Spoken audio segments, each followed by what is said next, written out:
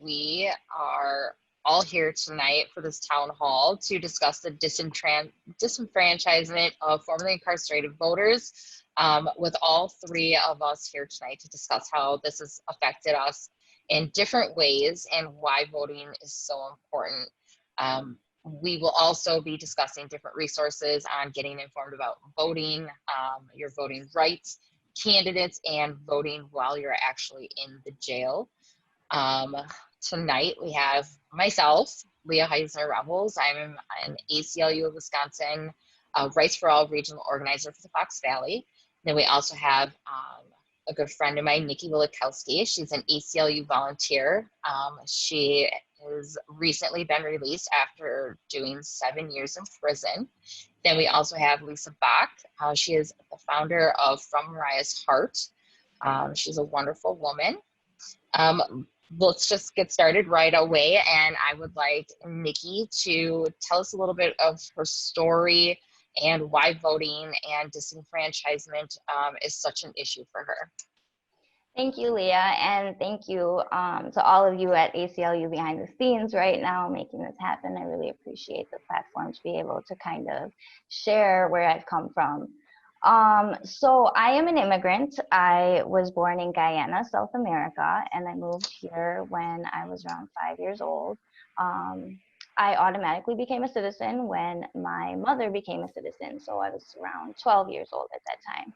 We didn't know how immigration works exactly, and even though I automatically garnered citizenship from her, I needed to go get my certificate of citizenship once I turned 18 myself.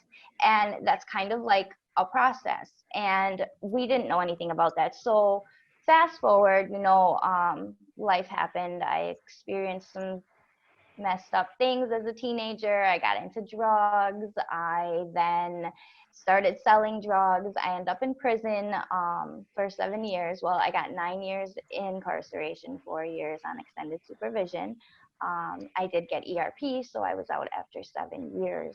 And when I got out, I came home with no identification, no social security card, nothing. I had a birth certificate, but it's from a different country, so it doesn't do you a lot of good here. And I really I didn't get any help while I was inside as far as how to get those things done. And I had a mentor, and that's another thing that for a later date, like reentry homes and how awesome that is to have people that know how to help a person once they're like with reentry, because you come home and it's like shell shock. You haven't lived this life at all. So it's hard for you to comprehend, how do I go about getting all this paperwork done when I don't even know how to like select at Walmart the shampoo I need because I haven't had options for years, right? So we get in touch with Senator Ron Johnson's office, and two wonderful women there helped me. And that kind of shattered my belief system of Republicans as a whole. Me personally, I was brought up with like we are Democratic and everything, and I didn't make the correlation between I don't want you to view me as a number versus with politicians, we kind of all think that they're the same. So I kind of like blanketed Republicans as this way and blanketed Democrats as this way, and I was wrong. And they're individual people. And that kind of awakened something in me, because I never thought for a second that I would even get that phone call back, that somebody would care to help me with my situation. And when that happened, I was like, I have to tell people, like, these are people, these are real people. And you matter to some of these people. Granted, not everybody is great, but to some, it matters. So she helped me get my certificate of citizenship. I went through the whole process. I now have like my license, I'm working and everything like that.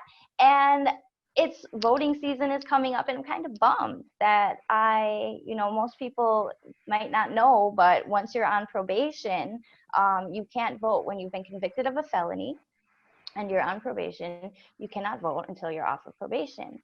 And I don't know if you guys have noticed it all, but the world is kind of going crazy right now. And our lives are being controlled.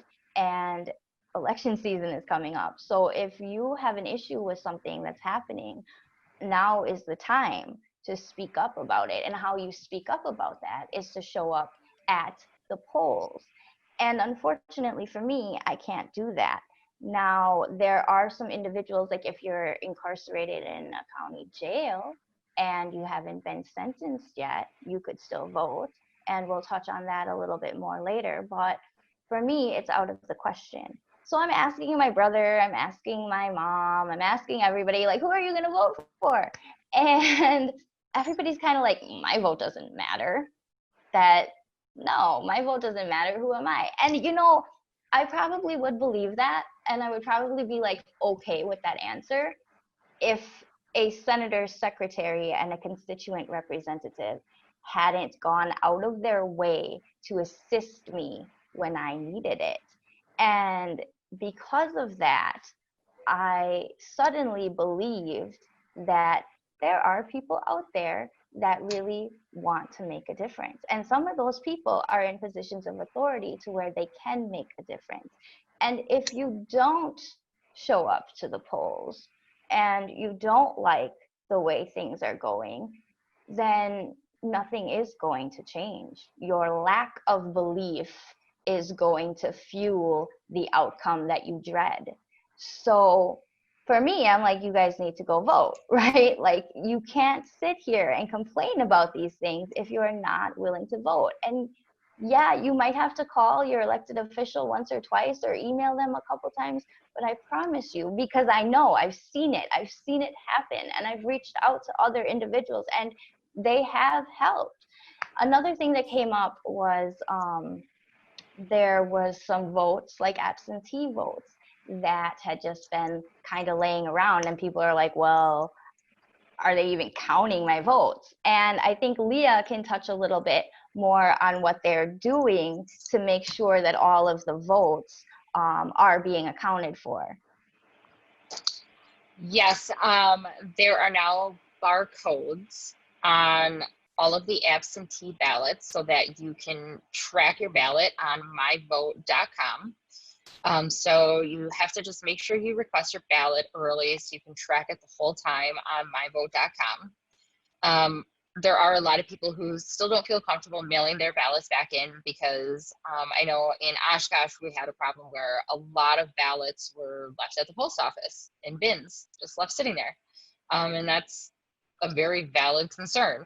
So I know in the city of Oshkosh, we have at the city hall, you can physically drop off your ballot there. And I know in other communities, there are certain places that you can drop off your ballot. And that's something you can always contact us. Our contact information we will have on the slides at the end of the video. And we can always get the information to you for where in your community that you can drop off your ballots.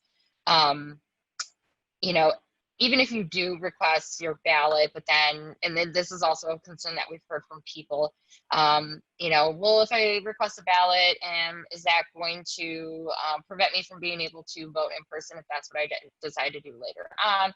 No, it will not. You can always request your absentee ballot now, and then if you decide that, you know, on polling day, I want to go out and I want to vote like normal, you still can. If you get that absentee ballot, you do not have to actually vote absentee.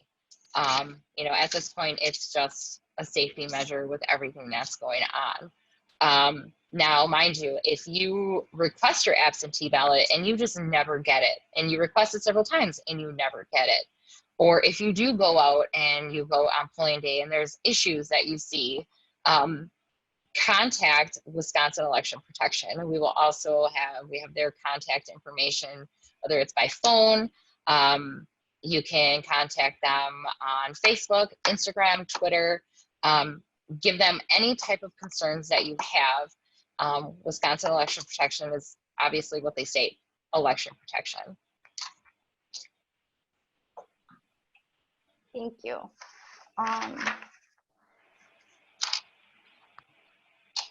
So Lea, can you just, like, I don't know, maybe explain to us a little bit more, like why this is an issue for you, how this affects you, and where you see yourself going with this?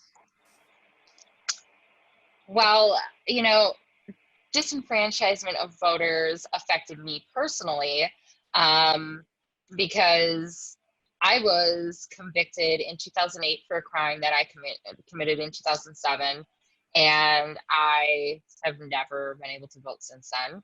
And I will not be able to vote for a little more than another 3 years. I never voted before then because I was young. I didn't understand the importance of voting. I was, just fresh out of high school, but does voting even matter? Um, since then, becoming a mother, a homeowner, I've been a taxpayer ever since my release in '09. I've never been able to vote about what my property taxes went for. I could never vote to have more money put into the public school system that my child has been in, since 4K, and she's now, a sophomore in high school. All of these things certainly matter. I have no say in what our city council, who's on our city council, who's on our county board, none of those things. So all I have is my voice. Of course, I use my voice, and I get involved, but these are extremely important things that people need to realize, that your vote, maybe you don't realize how important your vote is until you don't have that vote anymore. So everyone needs to get out there and really, really express that. And they need to realize how important it is on not just the presidential election, but also on their local levels. But I would really like Lisa to explain to us a little bit about her story. Hers is a little bit different, because now she is back into the category of voters, and I'm happy for her. So Lisa, can you talk to us a little bit about your story before and after being able to vote again?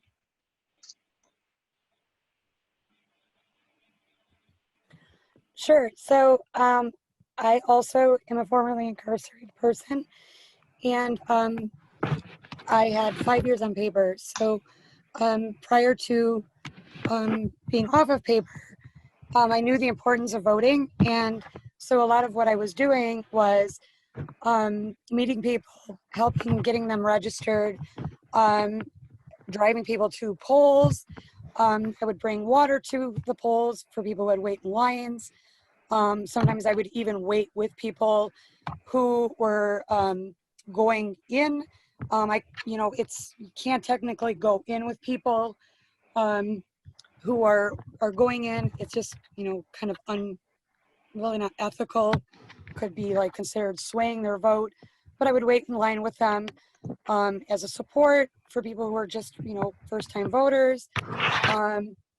I would help educate people on candidates, help register, just, kind of like all ends of on the back end of doing that. And it made me feel good, number one, to help people move along in that process. It made me feel like I kind of on the back end of things was actively engaged and involved, even though I could not personally vote. So this last election cycle, I was able to vote. So I was off paper in October, and that meant I was able to re-register. So I ran into some problems, and that meant, well, I'm going to go take a step back. So once you have the right to vote, like I think it's important to kind of go through this real quick, this slide. I think people sometimes struggle with understanding what they believe in and how that aligns with the candidates.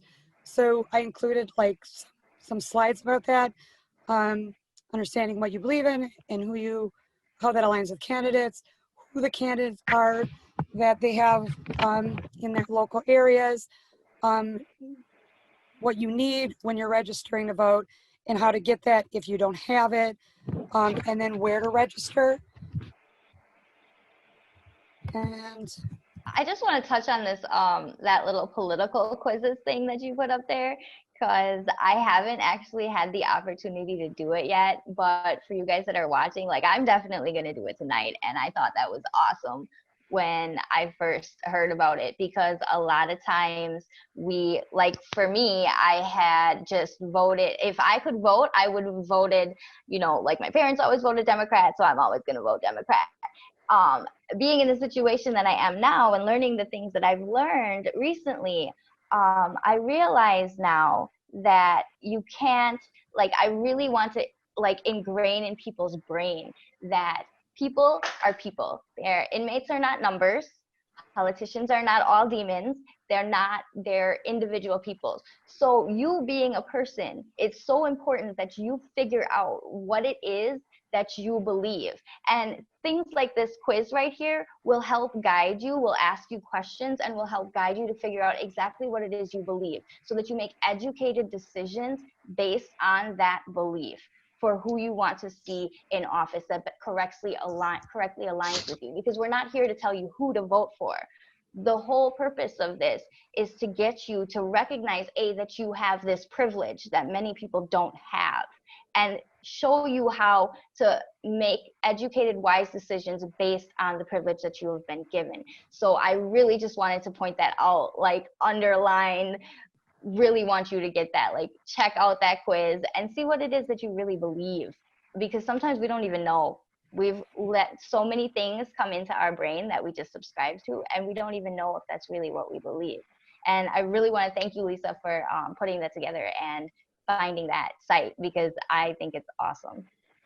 Right, and in there's actually 5 quizzes, so it's basically your worldview, and then it narrows it down to smaller. There's another quiz that narrows it down to smaller increments, and then there's another quiz in there that actually kind of like throws all the candidates in your areas together, and then it kind of rates the candidate that kind of best fits your positioning.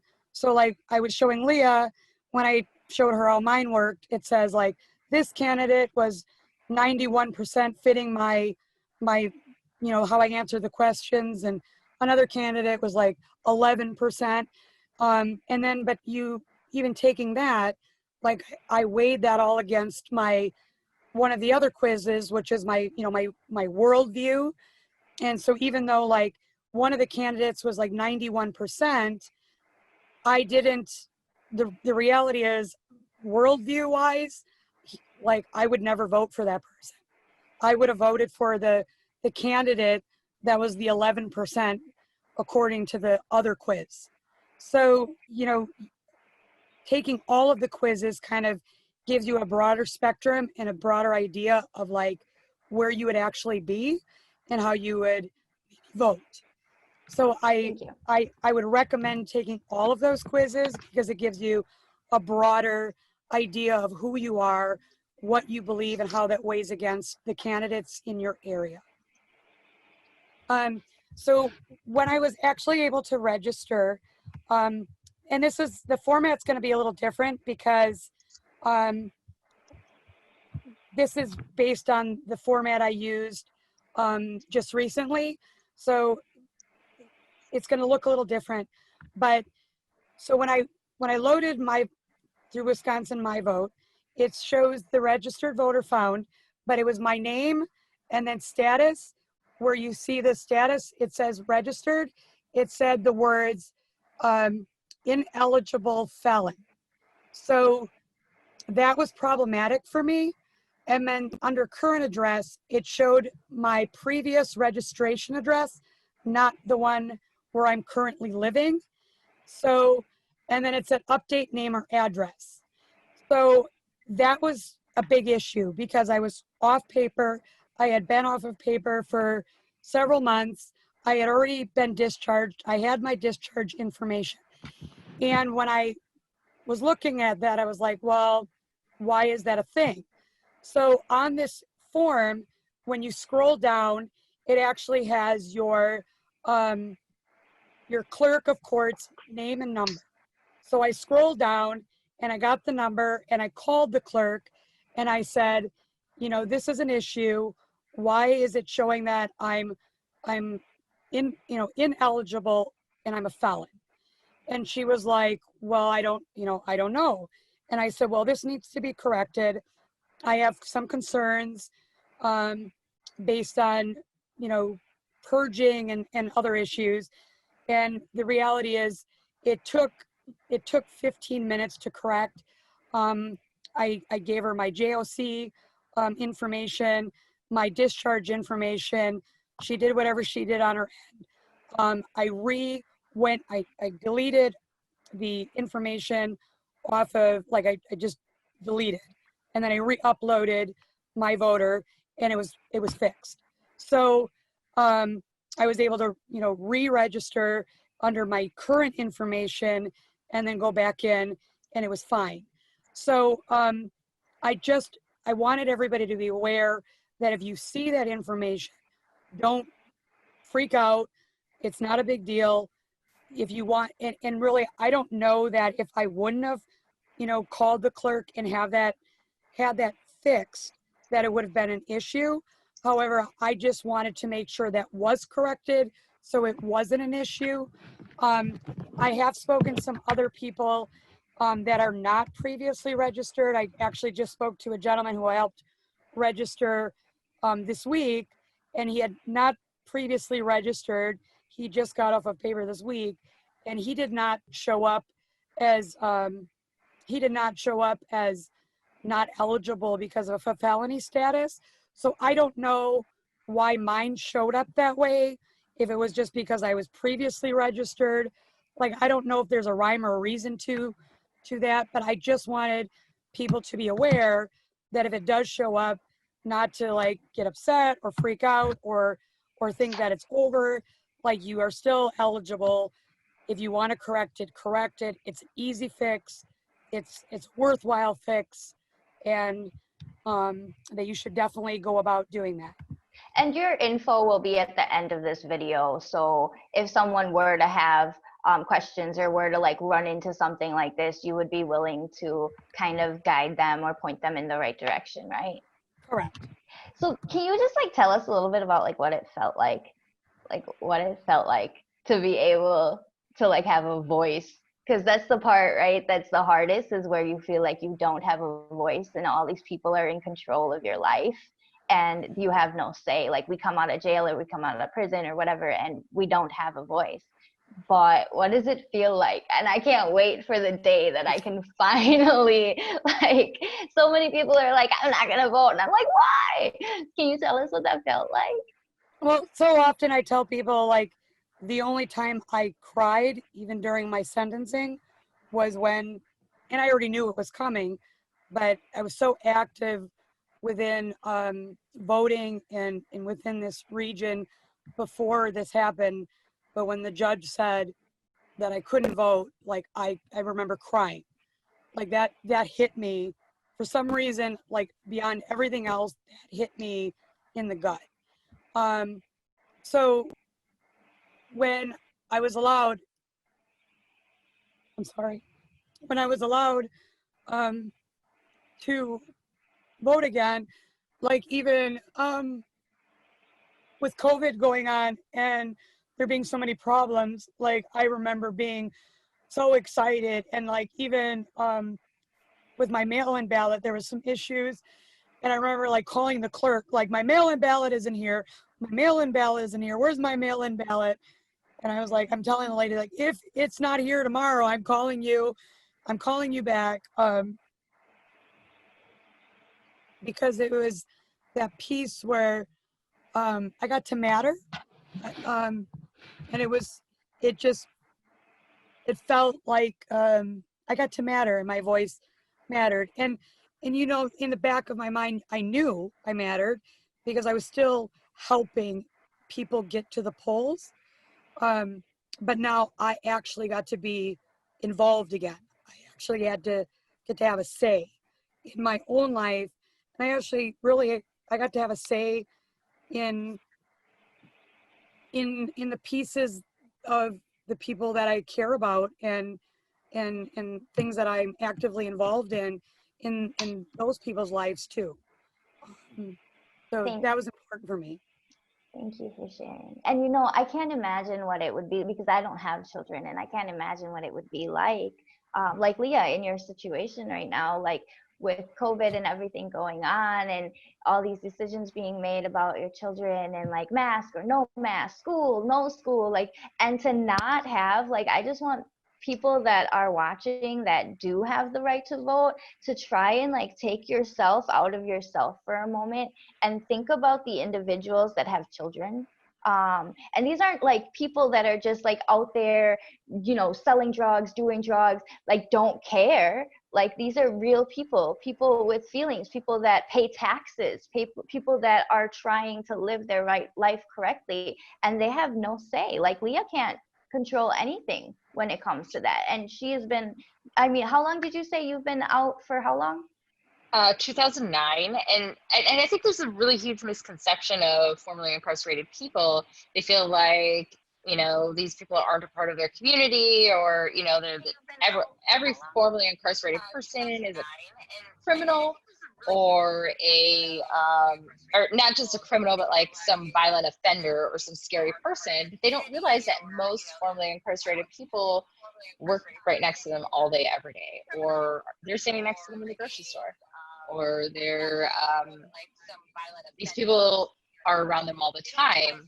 You know, a lot of formerly incarcerated people have gone on to do amazing things with their lives, have college degrees, own homes, have children. They're major parts of their community, and we deserve to have a say in things as well. We pay the same amount of taxes as they do.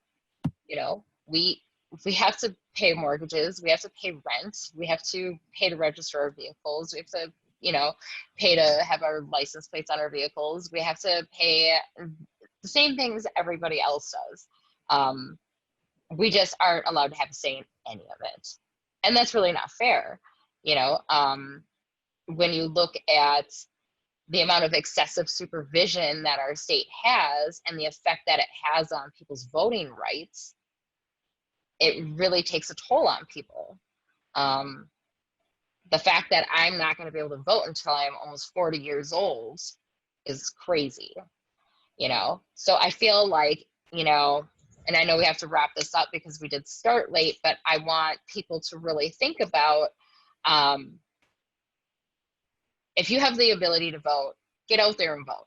If you don't know who you should vote for, take a look at that quiz that Lisa plugged into the slides, because that's a really good way to start. You know, actually speak to your representatives, whether it's your county board members or city councilmen. You know, you can set up meetings with your legislators. They're actually really easy people to speak to. Surprisingly, they really are. Like Nikki said, they are humans, you know, so they have emotions. They're wonderful people to speak to. Whether you have the same beliefs on everything, they're still people, and you still want to have conversations with them. You really want to have real conversations with these people and find out what they think, so you know whether or not these are people that you want to vote for or not.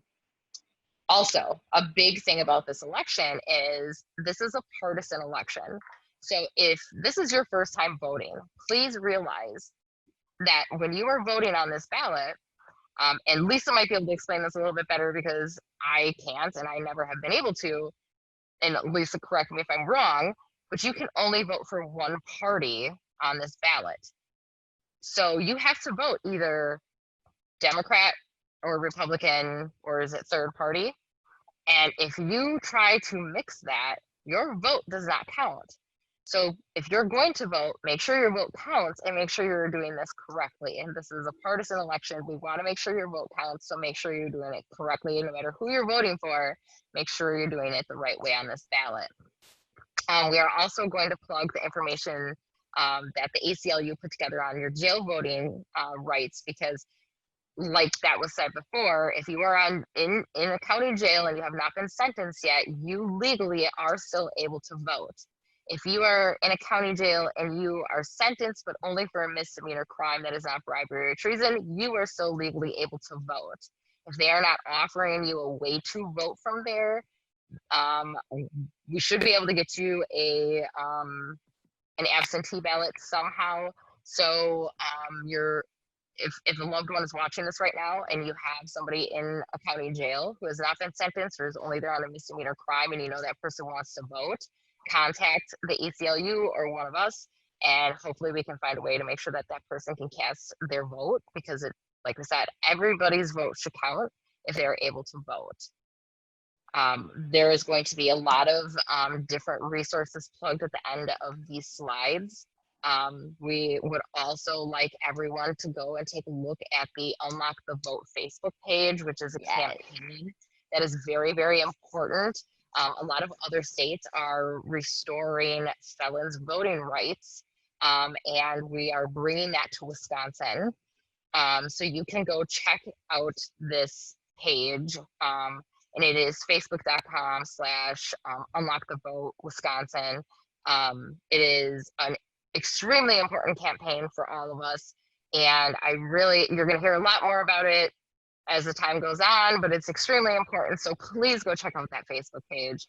But we really appreciate all of you guys watching tonight. I'm not sure if there are comments going on right now or questions going on the lives. I'm going to check in my chats right now and see. That's from Rye. See if we are over a little bit.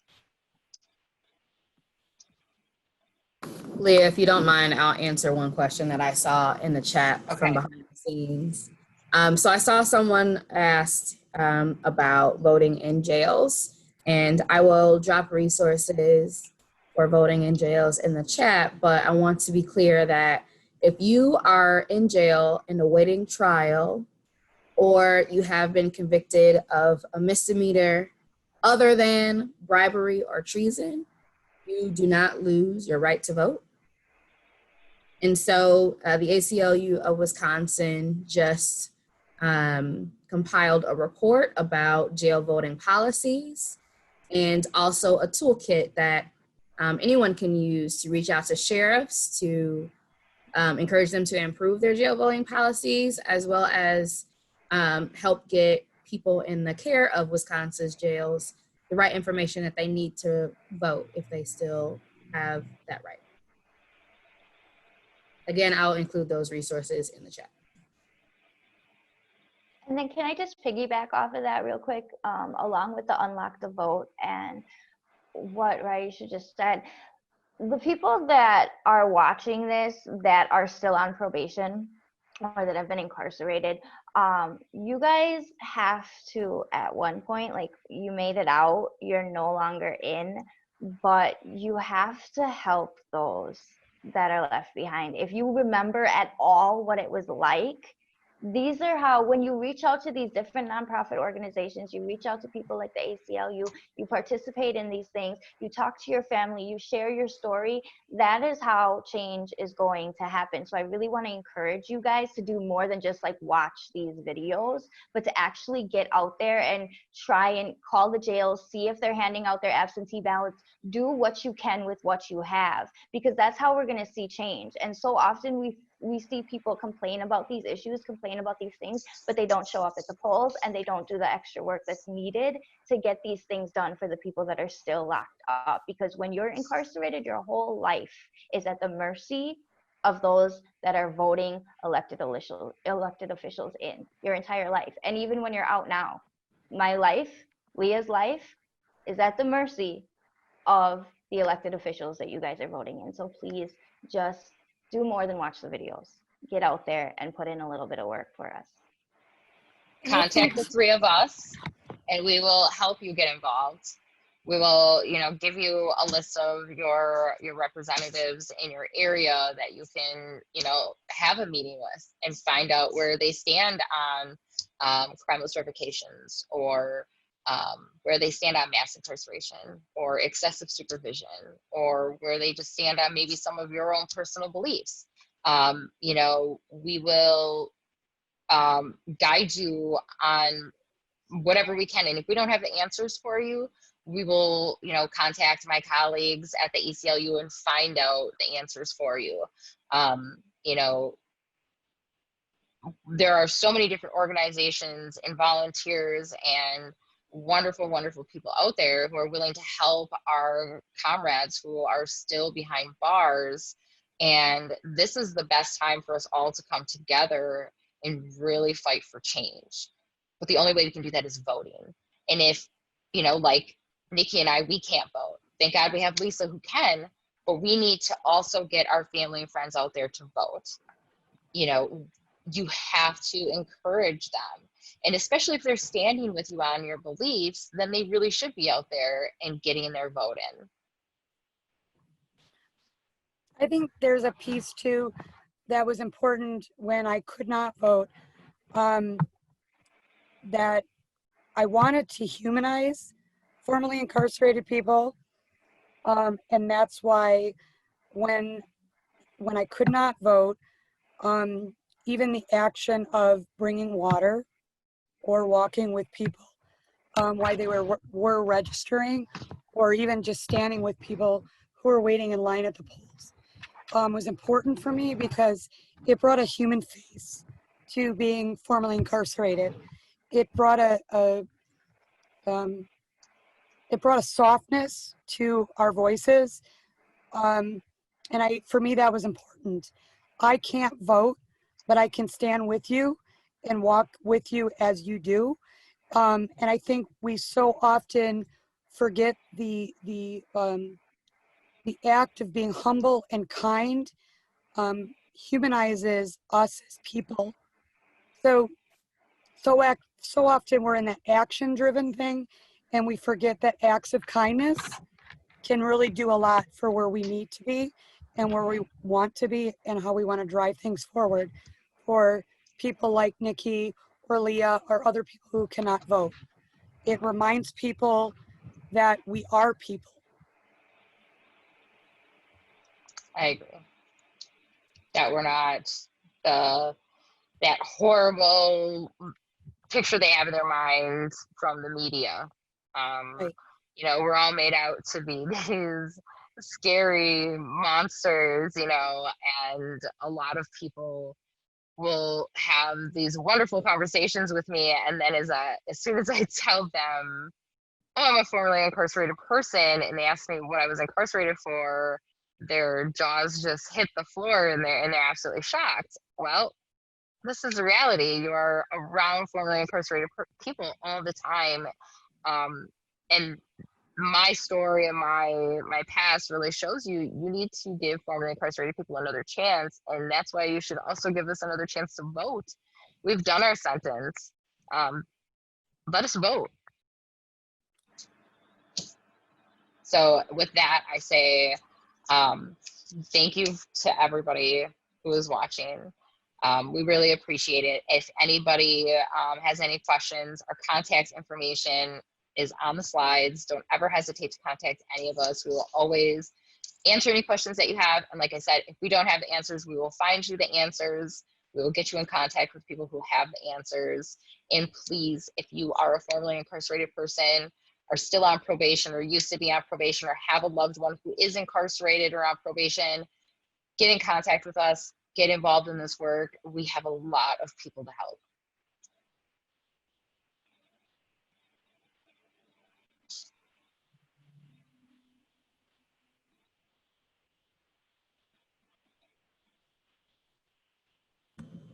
All right, I ended the live stream, guys. I'm going to end the recording quickly.